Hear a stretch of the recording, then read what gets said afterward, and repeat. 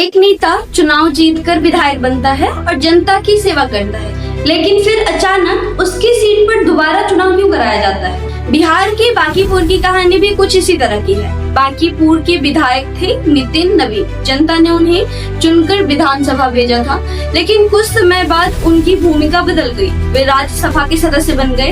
राज्यसभा जाने के बाद उन्होंने विधायक पद से इस्तीफा दे दिया। विधानसभा सीट खाली हो गई। अब सवाल है कि कोई विधायक राज्यसभा क्यों जाता है? इसे ऐसे समझिए, अगर कोई खिलाड़ी जिला स्तर पर अच्छा प्रदर्शन करता है तो उसे राष्ट्रीय टीम में खेलने का मौका मिल सकता है।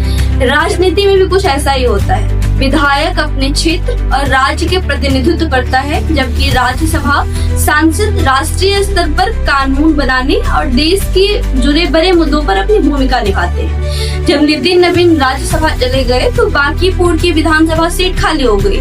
लोकतंत्र में जनता का प्रतिनिधि होना जरूरी है, इसीलिए इस खाली सीट पर फिर से चुनाव कराया जाता है। इसी चुनाव को उपचुनाव या बाई इलेक्शन कहा जाता है। यानी आसान भाषा में कहें तो उपचुनाव कोई अलग तरह का चुनाव नहीं होता।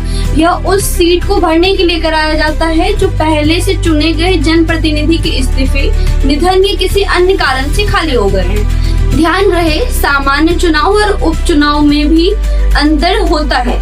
सामान्य चुनाव में सभी या कई सीटों पर एक साथ मतदान होता है, जबकि उपचुनाव केवल उस सीट पर कराया जाता है जो किसी कारण से खाली हो गई हो।